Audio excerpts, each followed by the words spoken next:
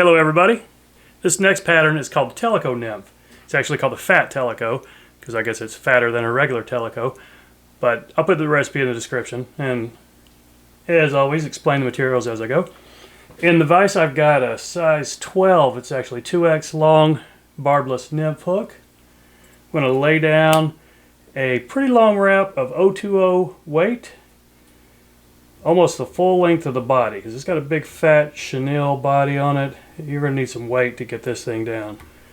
So I don't know how many wraps that is, but it is pretty much just the whole length of the body there. Got some 70 denier black UTC.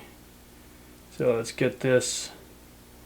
Wait a second, not right there. How about right there? Okay. Build a little dam right there, bring that back. Now another dam up front here.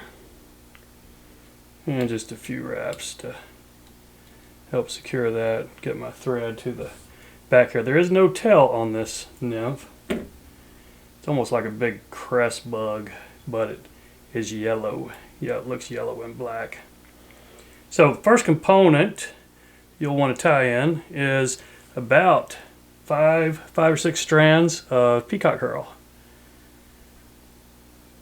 This is going to be the Wingcase as well as the rib.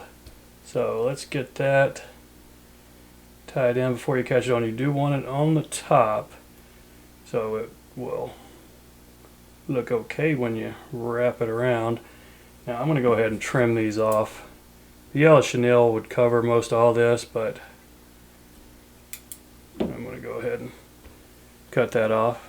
So just standard yellow chenille here. This thing looks huge in the monitor, but it's just regular size. This is size 12 fly. So alright, get that caught in nice and tight. Bring your thread back up to the eye and just start wrapping this. Now this will naturally leave some little peaks and valleys as you wrap one right in front of the other, and it's actually what you want, because you're going to wrap the rib is going to be Peacock herl, and you'll want it to sit down in some of those valleys. So I want to go one more. Yeah, let's try to go one more wrap here. Don't want to crowd the eye, but I think I can get away with one more right there. We'll give it a shot. And if it doesn't work, I can always say cut and start over. Okay, that's a nice looking buggy fat body for this fat Tellico. Interesting story is I grew up fishing on the Tellico River in East Tennessee. Not all the time, but I went there many times and didn't even know they had a nymph named after that until I was a grown-up many years later. Let's try to get some of that chenille back here. Don't want to make her eye all ugly looking. See if I can get that back there. Okay, now just take whichever Peacock herl is probably closest to you to start your rib with it. Make sure it's one of decent size. They're not all the same size, so this one I think looks fine. And I'm wrapping it the same way I wrapped the chenille. That way it will fit down in those grooves just a little bit better. Trying to get them evenly spaced here.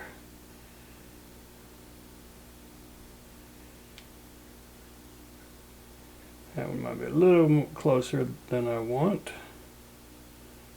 Now it might be a little farther than I want, but before I lock it in, let's see, is that good enough? Yeah, what the heck. That front wrap is probably not really going to be seen anyway. We've got the Wingcase and the soft hackle we're going to tie around it in just a second. Okay. Alright, that's okay looking rib. Not perfectly spaced, but the fish don't mind. Okay, so Couple turns to lock that in here. Now just bring your 4 or 5 Peacock herl over the top. Lay it where you want. Make sure it's pretty well centered on the top. A loose wrap, maybe a medium wrap, and then take a look at it. That's pretty well centered on there, so give me a tight wrap there and a couple right there. Now we can snip this off. Now before I put the hackle on, I want to make sure I've got a fairly smooth looking ramp going up here and back this up to where I want the hackle to start. So maybe a little more. I'm only going to put 2 turns of the hackle on here. Let's see, where's my furnace in here? It's a pretty long hackle. It extends well past the barb here, but I like these badger colors. So and the original was tied with that too. So you have some dark fibers toward the hook part of the fly, and then the lighter fibers on the tips. So let's get that locked in there tight. This one's probably long enough. I don't necessarily need my hackle pliers, but I will go ahead and use them just to keep my fingers out of the way as much as possible. So just 2 full turns here, and then zigzag that through there. Try not to trap any of these fibers. 2 wraps probably got that locked in there well enough.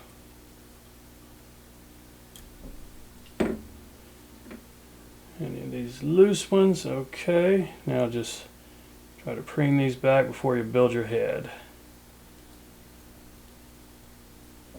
Now get these locked in there, build a little ramp up to that.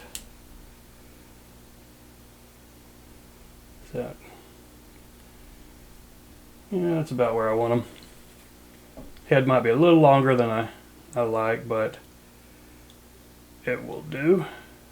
Try to smooth that out before I whip finish it here. 4 or 5 turn whip finish and some head cement, and this thing will be complete.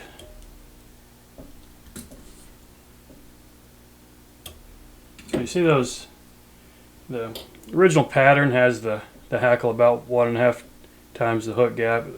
That might be about 2 times as long right there, but I think we can get away with that.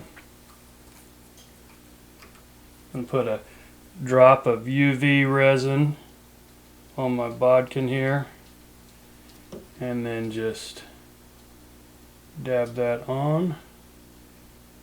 Cover all my thread wraps here, and it looks like I just got it in the eye. So we all know what to do when that happens. I think I just grab one of these Peacock herl strands and try to get it up in there.